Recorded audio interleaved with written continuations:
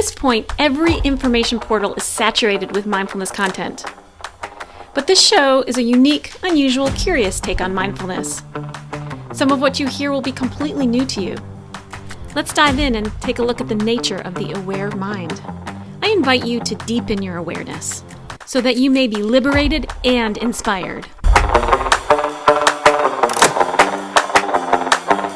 We are here with Sarah Vallely, mindfulness teacher, coach, and author. Sarah has been teaching meditation and mindfulness for the past 2 decades, training and certifying others to teach mindfulness. Sarah is the author of 4 books.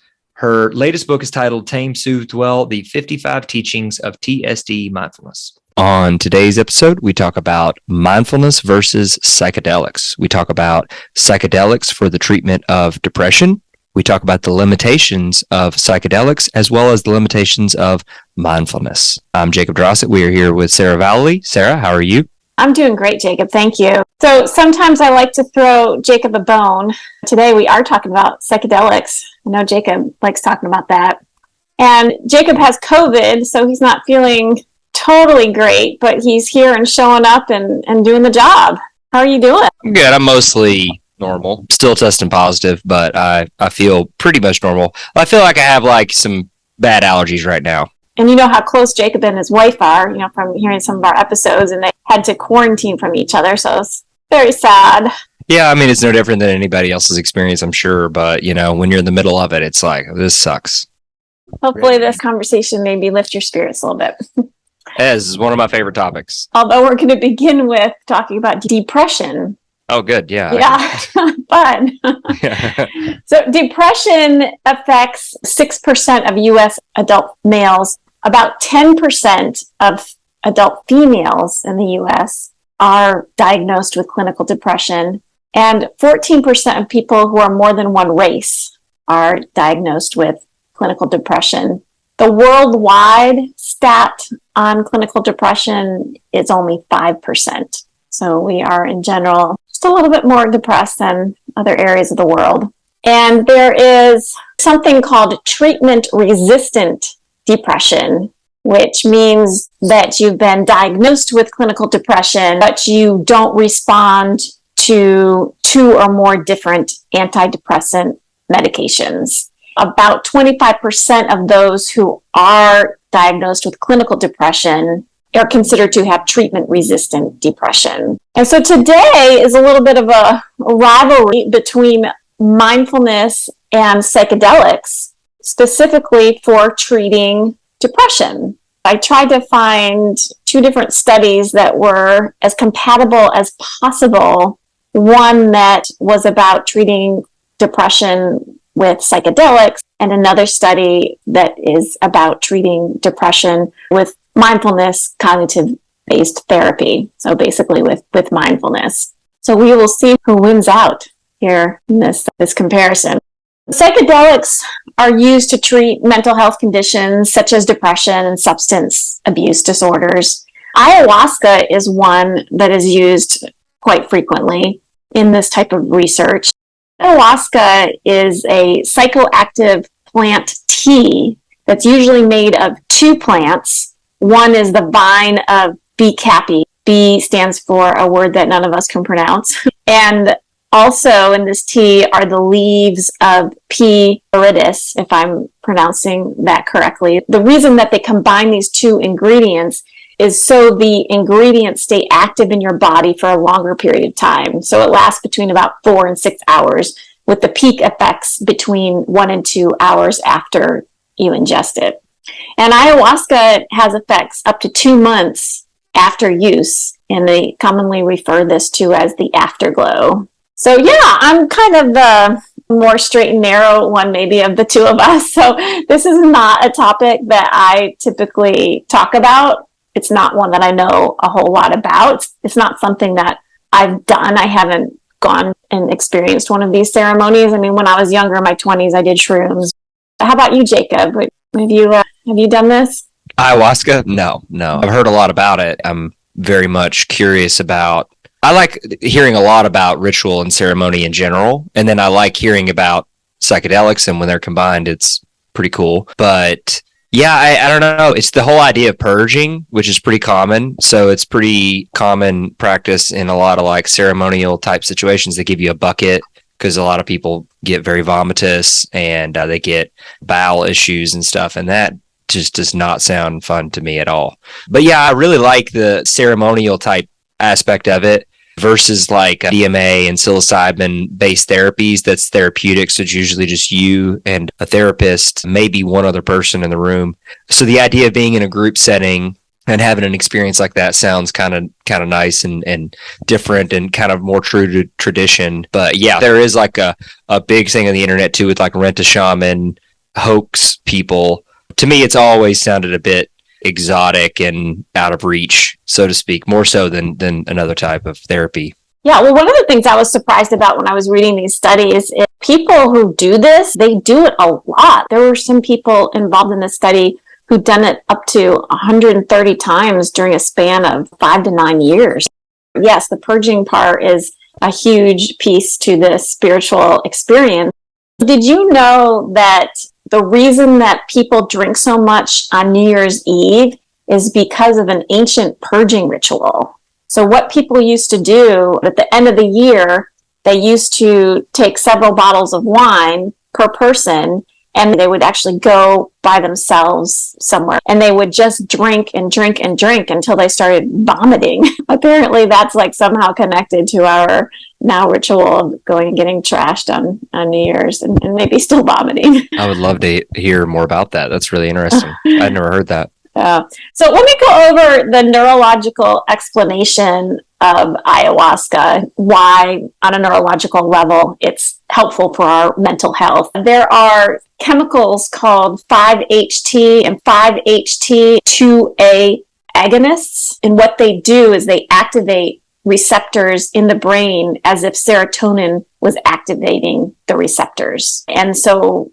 as we know, serotonin affects mood, memory, cognition. So that's one of the reasons that the effects are so positive. And I was interested to read this today that 90% of your serotonin is produced in your intestines. Did you know that? I did not. I know that the gut-brain connection is like very hot nowadays. I wondered if this had any connection to the vomiting aspect, because I could see that, yeah. The serotonin receptors.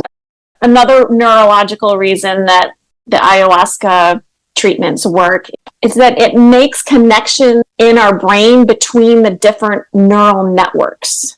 And that is very valuable to us. For example, makes a connection between the anterior cingulate cortex, the ACC, and the posterior cingulate cortex, the PCC. And the anterior cingulate cortex supports emotional processing and thinking, and the posterior cingulate cortex is important to the default mode network. And the reason maybe that's important is when we're in the default mode network, which is when we're not really thinking about anything specific, we tend to move into rumination and worry, and that's what leads us to depression. So it's helpful to wake ourselves up and be alert, be mindful to keep us out of the default mode network.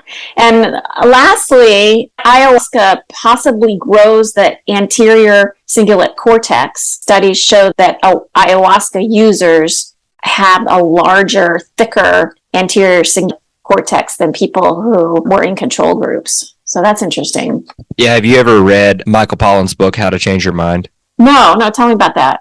So it really changed the landscape because Michael Pollan was not a person who wrote about psychedelics, literally mostly written about plants, ironically. So then he got very curious and started researching. He was a journalist for the New York Times for a very long time. He found out about this like underground therapeutic, psychedelic network of doctors that were administering psychedelics in a therapeutic setting. And people were just getting absolutely profound, life-changing results. Now there's government-funded agencies that are administering psychedelics for people.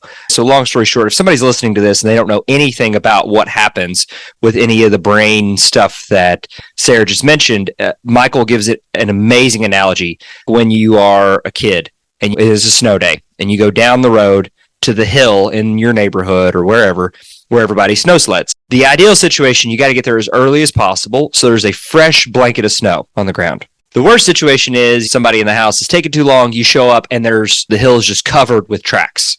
What happens when the hill's covered with tracks, when you go to snow sled, you try to like pave your own way. And as soon as you start down the hill, you'll slide into somebody else's track. Well, the analogy is that's how our thinking is as we age. You have an experience and then you have another experience, you have another experience. And pretty quickly as you age, your mind starts to put things in categories and tracks due to experiences that you've had. Well, when you have a psychedelic experience, and this is just an analogy, it essentially puts a fresh blanket of snow down across all of your thought processes. You will see things for the first time. It will literally change everything about your experience. I love that analogy. I love that.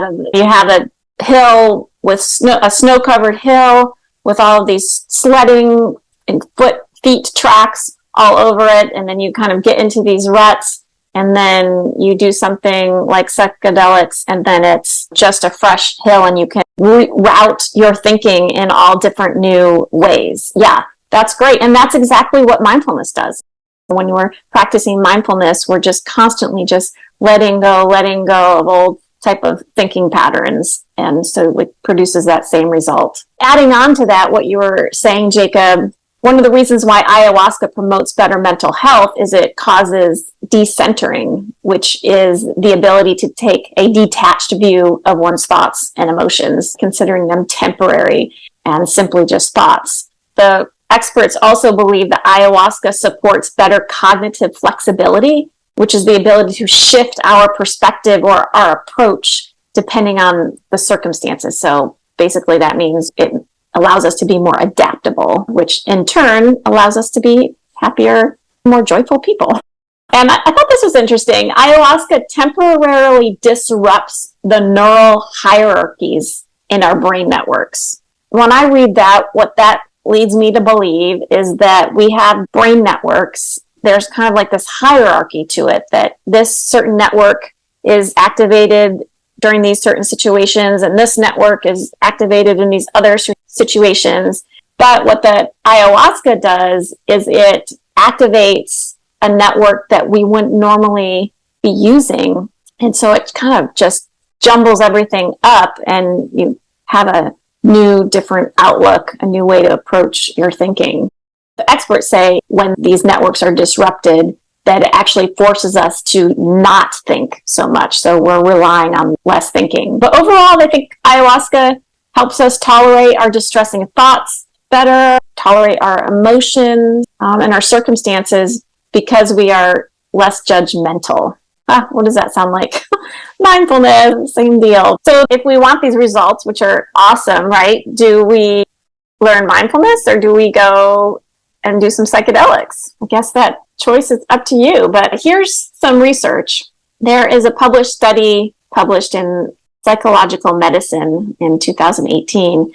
The people were mostly in their 30s and 40s, more women than men, and they were diagnosed with treatment-resistant major depressive disorder. And they weren't taking any antidepressants when they did this.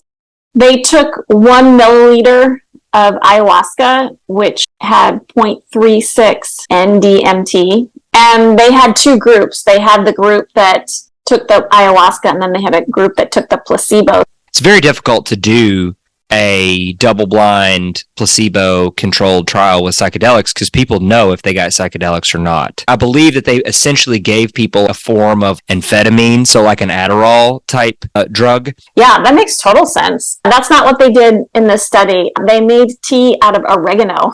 They were trying to get something that was bitter tasting.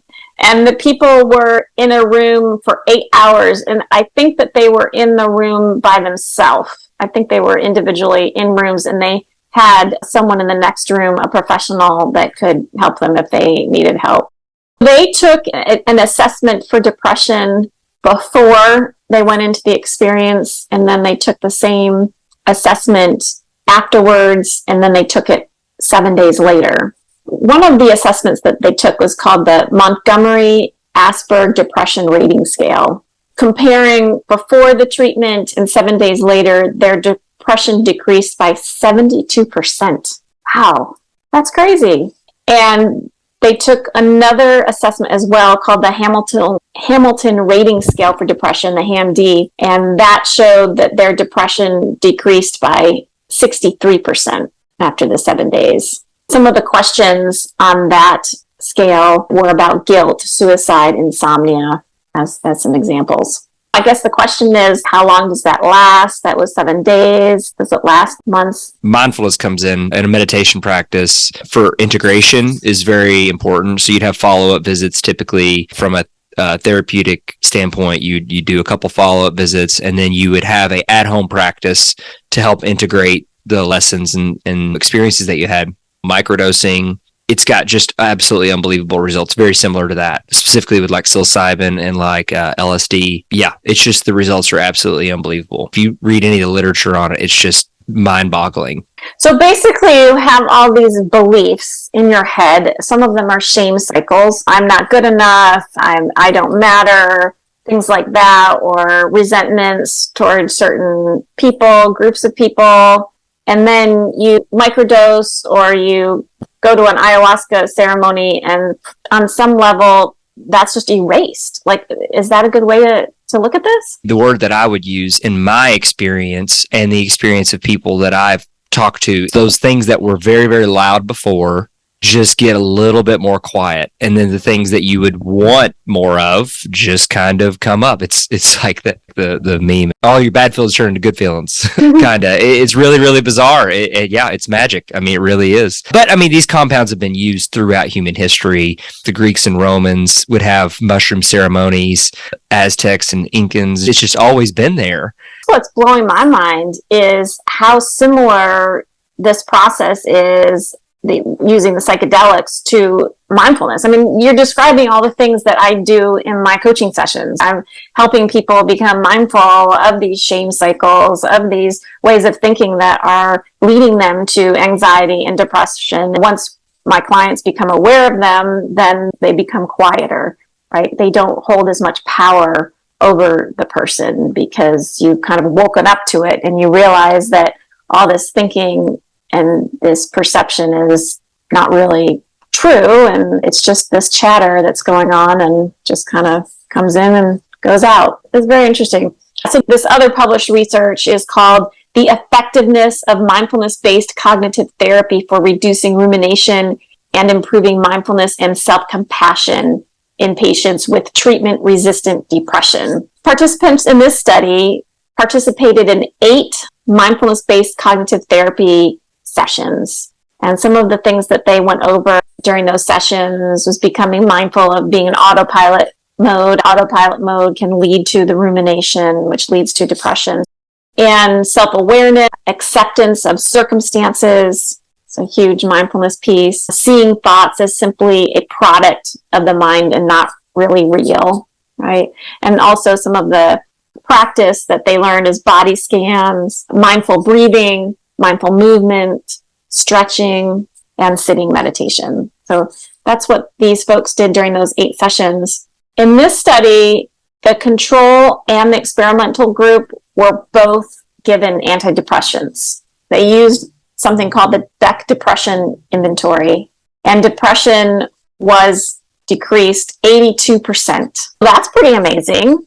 Depression decreased by 82%. The mindfulness one was higher, but they're both really high. I think they're both winners here. The Hamilton rating scale, the HAM-D, they took in both studies, so this is a good comparison. With the ayahuasca, depression decreased by 63%, and with the mindfulness-based therapy, the HAM-D, depression decreased by 75%. Both really high, but I'm kind of competitive, so I'm just going to say that mindfulness beat them by just a little bit, but I think it's a win-win situation. I mean, they both have their place. If we're comparing psychedelics to mindfulness, first off, if you do a psychedelic therapy, they are going to administer a mindfulness practice for integration anyway. So they're not exclusive. With that being said, some people always want a magic pill. That's why meditation apps became a thing. How available is it to get into a psychedelic therapeutic setting that's safe? Very, very difficult. You know, it's very tough to find. It's a little bit exclusive, especially if you have a family history of schizophrenia. You are not allowed to do psychedelics. You will not be able to be administered to it. The thing that is pretty much accessible to everybody, it's a steeper path, but it's a safer path, and it is readily available, is mindfulness meditation. When we're talking microdosing, it's a very different situation. That is much more inclusive for most people, but unfortunately still an illegal endeavor, unless you live in a state like Colorado that has legalized, and I think Washington has also legalized mushrooms. Psychedelics isn't for everybody. There's certain obstacles for some people. It could be a mental health history obstacle. It could be where you live. It's just really hard to join a group that's a really safe, sacred situation to engage in something like this. And also the legal limitations. If you're someone that has a job or just has concern about getting into some kind of legal situation, then that would be another obstacle with the psychedelics. But mindfulness is legal in every state. So there you go. I'm putting a big plug in for mindfulness. Mindfulness is the same thing. You need to be able to find the right teacher or the right therapist, and that can be an obstacle also, to find someone that's really knowledgeable and who you really trust, and it feels like a good fit. But I don't think we can deny the positive results that people are uncovering over and over with psychedelics. I mean, it's pretty astounding. Yeah, for anybody listening that has not looked into it, it's unbelievable. Take an hour and just do some Google searches about the therapeutic benefits, and then you can Google hangups as well. But if you do any amount of research about human history and how psychedelics has played a role in our history, they have been integral in our societies. And then just read Michael Pollan's work; it's just incredible. Is he the guy that wrote Omnivore's Dilemma? Yep. Food Rules. Yeah, he wrote How to Change Your Mind. He wrote This Is Your Mind on Plants. That's his most recent book. I haven't read that one yet, but yeah, I'm a big fan.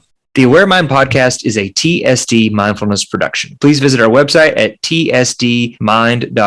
That is T as in tame, S as in soothe, and D as in dwell. Mind as in mindfulness.org. Check out our blog post for this episode with links to supplemental information such as worksheets you can use to put into practice the mindfulness skills shared in this episode. Also, please sign up for our newsletter and receive mindfulness tips. And don't forget to follow us on Instagram at aware_mind_podcast.